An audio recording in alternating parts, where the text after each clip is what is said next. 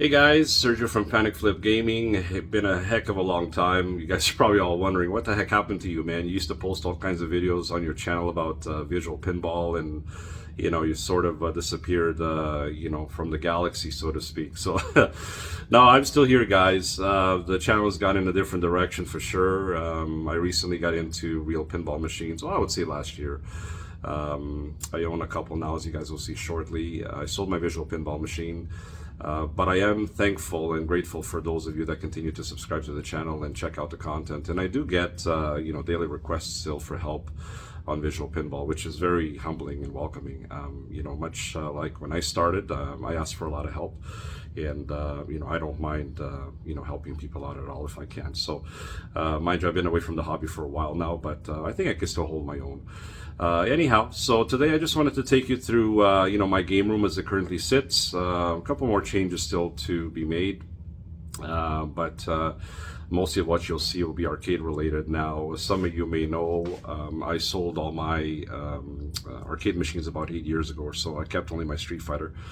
And last year I was given a machine by a friend of mine as a thank you for a favor I did for him, which I did not want because I already knew what was going to happen. And of course, like the mob, the hobby never truly leaves you. So started with one machine and it just spiraled from there. I haven't lost any contact. I did with some people, but most of my contacts within the hobby I still talk to. And so I know where to find games. And so I've bought, I've sold, I've traded over the last year. A lot of people have said, Serge, you got to start documenting, the progress, the restorations, the pickups. People like that kind of stuff. Maybe they do, maybe they don't. I don't know. My channel's not very big. I mean, I'm shy of 400 subscribers. I mean, if I ever get to 1,000, I'll be doing cartwheels, but if you guys, do enjoy the pickups, the stories of the games, the restorations, I don't mind documenting when I can. I can't dedicate all my time to it, of course, but, I will film in post when I can. Now, I'm working on a couple machines at the moment, and I do have another big restoration coming next year, which is my hard driving cockpit. That's it's going to be a long, restoration. But if you guys like that kind of content, by all means, like I said, I don't mind documenting. So enough about me blabbering on. I'm going to switch the camera around, and I'm going to take you guys into the game room and how it currently sits at the moment. And as always, like and subscribe if you haven't already. And if you guys, want to leave any comments below, any sort of feedback, constructive criticism, whatever the case may be, I'm always open to new ideas and suggestions. All right, guys, so here we go. All right, guys, here you go. So I'm going to open up the curtains. And here you go. So I'm going to start off to the right. I've got my Charles Bronson poster, one of my all-time favorite movies, followed by Point Break, which is another one of my all-time favorite movies. And I'm going to flip the camera around here. And over here I have my little Coke displays, Coke signs that my wife gave me for Christmas, I think last Christmas. I've got my mini Sega Genesis, along with a Sony CRT. Running Mortal Kombat on my Sega Genesis at the moment, and then I've got a few games displayed on the case, along with some the retro multi-consoles. What you see up there is LED strips I've got all around the room. So I can just, you can see here as we're walking through, I'll show you guys. I got LED strips. And the colors are kind of hard to see on camera, but I've got purple and like a teal, which resembles, neon pink resembles the 1980s for me. Over here I've got an empty spot that is not going to be empty. There's a cabinet that's going to be placed here. I'm not sure exactly when or what, but I will. Here's my Neo Geo 4-slot running 161. Art of Fighting, Bust a Move, and Magician Lord, which I actually removed. I gotta clean the cart because it's giving me some issues. Beautiful machine. I've owned this for a few months now. Definitely for me, it's a replication of the 1990s. I mean, the Neo Geo was a powerhouse then, it's still a powerhouse today. It's one of those systems that aged very well. So that's my Neo Geo. Over here I got some art on the wall, courtesy of my wife. I've got some Double Dragons, some Final Fights, some Bad Dudes wall art, some more wall art here. My WrestleFest, dedicated Technos Japan WrestleFest, a very difficult machine to find. I apologize for the refresh rate. This was a complete restoration. Came to me from 2 cabinet purchase, which was this and my Mortal Kombat, which you guys will see shortly. This was a complete overhaul. Special shout out to my friend Gidio, who owns a woodworking shop, and he was able to laminate the sides for me. And I have to say, once you laminate a cabinet and apply artwork on it, oh man, you can never go back. Here's my Street Fighter 2 Hyper Fighting. This used to be my main cabinet. I used to have a PC running all the Street Fighters and all the fighting games on it. I decided to deconvert it as I obtained the Street Fighter 2 Hyper Fighting board, and I converted it back to an original Street Fighter 2 Hyper Fighting. The control panel overlay is an actual NOS unit, which is called New Old Stock. This is an original Capcom overlay. I've had her for many, many years. My second arcade machine, the only one that I kept after I sold all my games 8 years ago. And here she is, running the original hardware, just the way it's supposed to. Here's the bad refresh rate on my Mortal Kombat monitor, but it looks nice in person. Actually, I need to fine-tune it a little bit, but it doesn't look too bad. This used to be, well, it is in Mortal Kombat 1, but it was converted into a Killer Instinct 2 for some reason. And, the guy fought me on it to keep it as a KI2. I'm not a big KI2 fan, so I deconverted, I sold the board, and I converted back into Mortal Kombat. One of the nicest restorations I've made, running original hardware. My MK2 is running a PC at the moment with all the Mortal Kombat 2 special editions, and also special editions of MK1. Although this is going to be converted back to the original board very soon. I have a soundboard and a video board I obtained, and that's going to go back on my cabinet. But if I didn't tell you guys that this was running MAME, nobody would know the difference. That's my MK2. Here's my MK3, running an MK4 version 3 board. Now, I finally was able to obtain a Mortal Kombat 3 board, and luckily, it was actually one of my guys I used to repair boards. He took an NBA Hang Time PCB and he converted it back into MK3. So that board's going back in here shortly. The MK4 board is coming out, and I'm working on a Mortal Kombat 4 build right now that's going to come down to the game room, and then it completes basically all the Mortal Kombats. And yes, you guys watching that know, oh, you need to get Ultimate Mortal Kombat 3. No, absolutely not. I hate the game.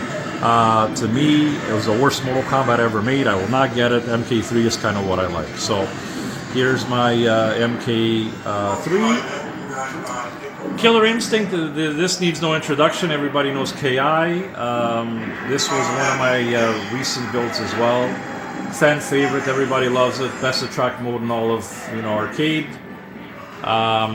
Here's a WrestleFest poster, which is actually an original poster that came with my cabinet, believe it or not. So this is actually original, and I decided to frame it. Here I have a Lethal Enforcers, a classic 90s arcade game that needs to be degaussed, because you can see the green on the corner. Full restoration. I obtained this from a friend, retired operator. It was a pile of shit when I had it, or when I got it, I should say. A lot of work, but definitely a timeless classic. And you can see the original artwork. I mean, screams 90s with the Chevy Caprice. It's just amazing. My Operation Wolf needs no introduction. Everybody knows Operation Wolf. Classic game. Operation Thunderbolt, sequel to Operation Wolf. A lot of fun. Hard as hell. My son gets mad at me every time we get to the end and I end up killing the pilot and not the hostage. At least keeps you coming back to play. My last action hero. Some of you know that I got into pinball machines last year. I had 4 pins at one point. I sold 2 of them. I bought a Last Action Hero, which I know people rag on the movie. but I think it was a good movie in my opinion, and a great pinball machine. And I'll just come back here to my Die Hard, but I kept my Congo as well.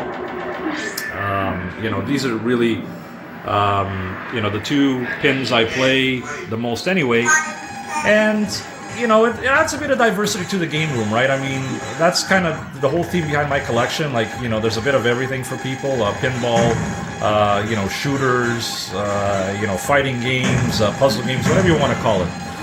Here's my Die Hard.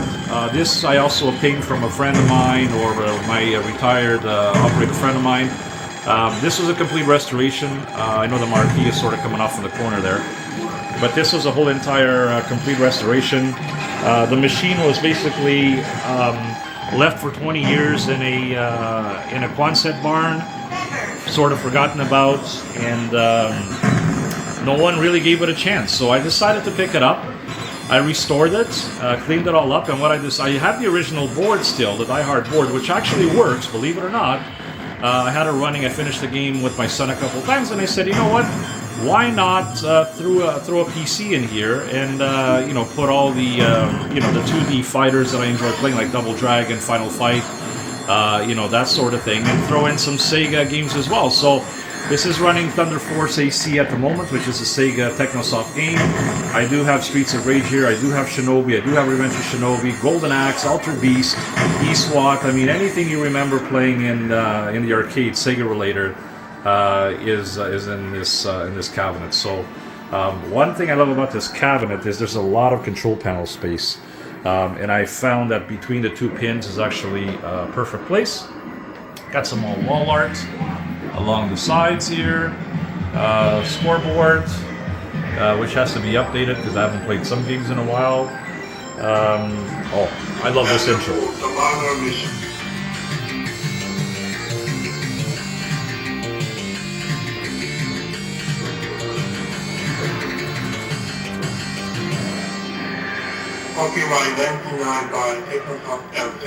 Very advanced for the time with the speech back in 1990.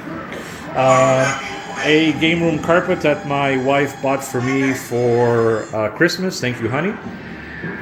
And now I'm going to bring you guys around here. One of my favorite posters. This screams 1980s, obviously needs no introduction. Stranger Things absolutely complements, the game room. And now we're getting into the driving room. I got my Outrun, which I restored top to bottom. This came I bought from a gentleman about 20 minutes north of me. He had actually purchased this from a driving school back in, I think it was in the States. And the driving school actually ripped off the artwork on the side and, put their own logo on it. So I was like, what, who would rip off this iconic side art? So I bought artwork from Game On Graphics. Thank you, Scott. Amazing quality as always. Marquee's original monitor is a recapped 19-inch K7000, one of the most beautiful monitors in all of my game collection. The video doesn't do it justice. All original. Steering motor works. The start button lights up. Gear shift works. Original decal for the map, and just a whole complete restoration. One of my favorites. Some more LEDs, some more wall art. Pancakes, who doesn't like cheap pancakes? My hard driving, I absolutely love this game. One of my favorites. I do own a cockpit that's in the garage at the moment. It needs a full restoration. That is probably going to be at least a 6-month, 7-month restoration. I'm hoping to get to it in the springtime and just work through it, throughout, the summer, fall. So in the meantime, I had a chance to pick up a compact from a friend of mine, and he was kind enough to deliver it. So it came to me in 1,000 pieces because that's the way Mark does things. Mark, if you're watching this, you may want to put the bolts back in bags and tag everything properly so I know where this stuff goes. I restored it, restored the pedals. I bought an aftermarket seat cushion, replaced the carpet. The carpet was all shoddy.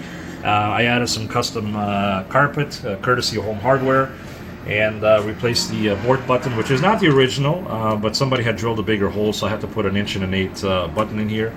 Monitor just been rejuvenated. I haven't capped it, haven't done a flyback yet. It looks pretty awesome. Sorry for the flashing on the screen. Just a blast to play. This is actually running the race-driven PCB, so you have the extra tracks. I've been playing this game a lot the last couple of days. I mean, look at this. This is, again, I apologize for the flashing, but I know it's annoying, but just very advanced for the time. I mean, you can see here this crazy loop. I mean, it's just insane. A little bit of a Hot Wheels collection on the wall. Some more artwork up there, and then I've got my Cruising the World. One of my son's favorite games. He always asks me to play.